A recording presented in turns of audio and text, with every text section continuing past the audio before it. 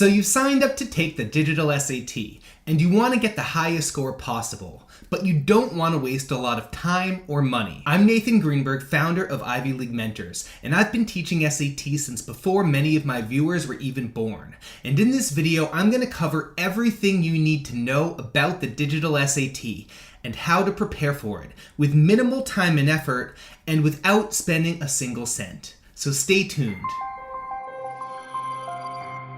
So for those of you who are new to this, I'd like to begin with a brief overview of the digital SAT.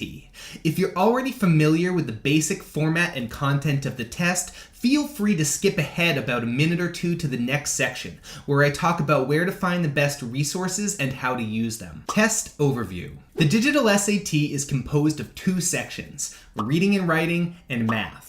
There are a total of 54 reading and writing questions and 44 math questions on the test. Students have 64 minutes to complete the reading and writing section and 70 minutes to complete the math section for a total of 2 hours and 14 minutes. Now in terms of scoring, both sections are equally weighted, so your performance on each section is going to be converted into a score that ranges from 200 to 800 for an overall score range of 400 to 1600. Another thing you'll want to be aware of is that each section is divided into two equal length modules, which are kind of like subsections. So for reading and writing, you'll get two modules with 27 questions and 32 minutes each. And for math, you'll get two modules with 22 questions and 35 minutes each. One of the most interesting features of the digital SAT is that it's an adaptive test. That means not everyone is going to get the same questions. The first module of each section contains a broad mix of easy, medium, and hard questions, and your performance on the first module will determine whether you get an easy or a harder second module. If you do well, you'll get a harder second module, and if you do badly, you'll get an easier one. Mr. Greenberg! Mr. Greenberg! Hello there, student me. Does that mean I should try to do worse on the first module so that I get easier questions for the second module? Well, you might think that, but no. Because if you don't do well enough on the first module to get the harder second module, there's basically no way you're going to get over a 600 out of 800 on the section, even if you get every question right on the second module. Meanwhile, if you do well enough on the first module to get the harder second module, you're almost certainly going to do better than that, even if you get most of the questions wrong on the second module. Now that we've covered the basics of the test, it's time to talk about how you can prepare. Part 2. The best resources and how to use them. Now you might be tempted to go out and buy all the practice books you can find on Amazon, but many of the best resources are actually available for free. And even more important than which resources you use is how you use them. Because if you're not using those resources efficiently, you're not going to see much progress. So in this section, I'm going to cover both where you can find the best resources and how you can use them to maximize your progress on the SAT and boost your chances of getting into the college of your dreams. Now before we begin, I want to note that the study process I'm going to recommend here is flexible in terms of time frame. If you have a few months, that's great, but it's possible to condense these steps into a few weeks or even a few days and still see progress. So with that out of the way, let's get started. The first stop for any student should be the College Board official website. The College Board is the company that makes the SAT, which means they're going to have the most realistic resources. So visit their website and make an account if you haven't done so already. And then, once you've done that, you're going to want to download the Bluebook app. I'll leave links for all of this in the description, so you don't need to worry about taking notes. Bluebook is the exact same app that you're going to use when you take the actual test, so it's really cool that the College Board lets you download and practice with the app ahead of time, so that there'll be no surprises awaiting you on test day. Currently, there are 4 full-length practice tests that you can take through the Bluebook app, which makes it a very good resource. However, 4 tests is still not that many, so you may want to ration them, depending on how much time you have until test day and how hard you plan on prepping. For example, if you're not going to be taking the SAT for another month or two, and you use up all your practice tests in the first week, you may regret it later. At any rate, the first step should be to take a practice test. So if you haven't already taken it, why not begin with practice test 1? And when you take it, try to take it just like you take the real test, in one sitting, without too many distractions, and making sure to guess at every question even if you don't know the answer. Don't worry too much if your score isn't good though. You're taking this test as a diagnostic exercise. The point is to get a rough sense of your level, and more importantly, to assess your strengths and weaknesses. Which brings us to our next step.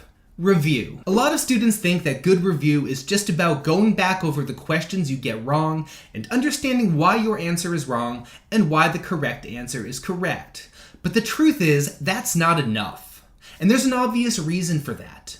The questions that appear on the test are not going to be the same exact questions from the practice test. They're going to be questions very similar to the ones you saw on your practice test, but not the same ones. Now that may seem kind of obvious, but it has very important implications because it means that what you need to do is to be able to generalize. Don't just ask yourself why your answer is wrong, but consider what caused you to get that question wrong. And don't just ask yourself why the correct answer is correct, but consider what you can do differently to get the correct answer on a similar question in the future. Let me show you what I mean. So on this question, maybe you pick C, but the correct answer is B. And the reason C is wrong is because it's not supported by the text, whereas B is. But that's not why you got it wrong. Maybe you got it wrong because you made a logical error in your analysis, or because you didn't understand the passage, or because you misunderstood the question. And the more precise you can be in your diagnosis of the problem, the more helpful that's going to be for you. Don't just say, I got it wrong because I didn't understand the passage. Instead, push yourself to think about why you didn't understand the passage. Because that's how you're going to figure out what you need to do to avoid getting similar questions wrong in the future. Maybe you didn't understand the passage because there was a keyword that you didn't know. If that's the case, you're going to need to work on your vocab. Or maybe you didn't understand the passage because you were rushing. If that's the case, you may need to focus on time management. Again, I've been teaching SAT for 15 years, and the students who do this are almost always the ones making the fastest progress. Now, another thing you're going to want to do to assess your weak spots is to look for trends in the types of questions that you're getting wrong. As we discussed earlier, the digital SAT has 2 sections, reading and writing and math. But within those sections, the questions can be broken into a wide range of categories. So within reading and writing, you get information and ideas, craft and structure, expression of ideas, and standard English conventions. And within math, you get algebra, advanced math, problem solving and data analysis, and geometry and trigonometry. And within each of those question categories, there are further subcategories. I'm not going to go into those subcategories in detail, but I've thrown a list of them up on the screen, so you may want to look over them more. And the good news is that you may not even need to be able to identify them for yourself, because the College Board will actually tell you what you're getting wrong. Which brings us to our next resource, the score report.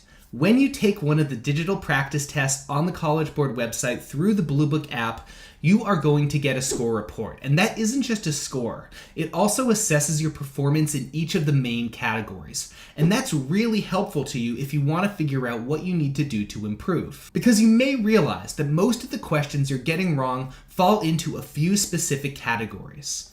Which brings us to our next step in your preparation, targeted learning and practice. Once you've got a clear idea of the kind of questions you're getting wrong and why you're getting them wrong, it's time to address those weaknesses through targeted learning and practice. Now, there are a lot of great free resources out there that can help you do this, including this channel. But the most comprehensive resource out there by far is Khan Academy. If you've never heard of Khan Academy before, it's a nonprofit organization dedicated to providing a free world-class education to anyone, anywhere. And they've partnered with the College Board to make free official resources on all things digital SAT related. Again, I'll leave a link in the description so you can check it out later. But basically, they have extra drills and tips on all the main question categories and subcategories that we talked about before, so it's a great resource for targeted practice. Another fantastic resource is the official question bank. That's basically a database of every officially released SAT question that exists, and like the resources on Khan Academy, you can filter the result by category and even by subcategory. Now, one thing I should warn you is that there is a little bit of overlap between the questions in the question bank and the questions on the 4 official practice tests and the questions you're going to see on Khan Academy. But there's a lot more questions in the question bank, something like 2,000 of them. So roughly 2/3 or 3/4 of the questions you encounter here will be new for you.